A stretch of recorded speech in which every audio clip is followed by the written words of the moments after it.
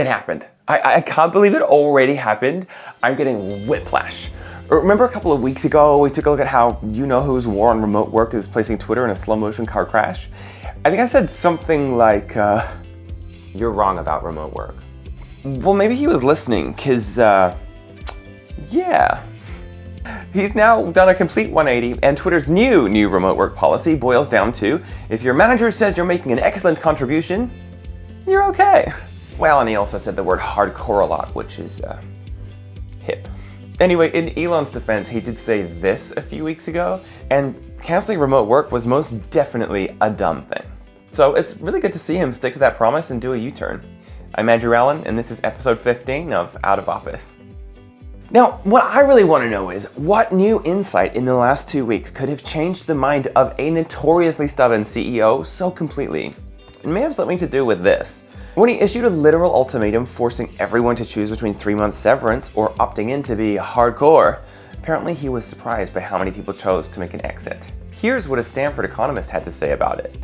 It's simple economics. We've known for a while that tech employees value remote work as much as a 10% pay rise. So taking that away is basically a 10% pay cut. Throw in a promise of hardcore hours and you get the kind of market conditions that would lead to an exodus anywhere. And that's exactly what happened. But that kind of seemed to be his plan, so why did he do a 180 when it happened?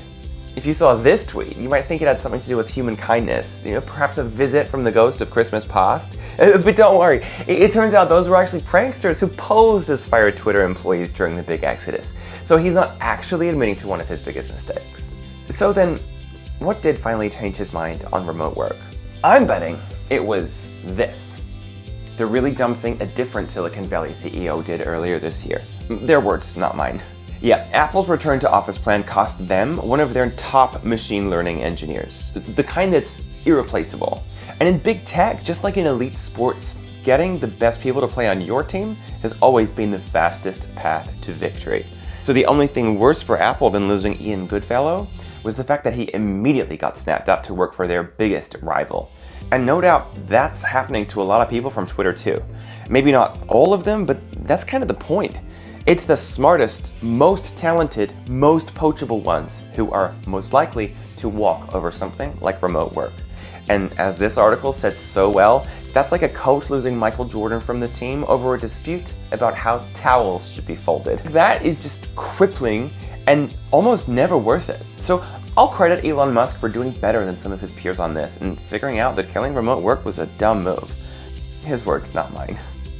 Last time we talked about this, I said that a smart person in this position would use this moment as an opportunity to realign policies and figure out how to turn remote work from a blocker into an advantage.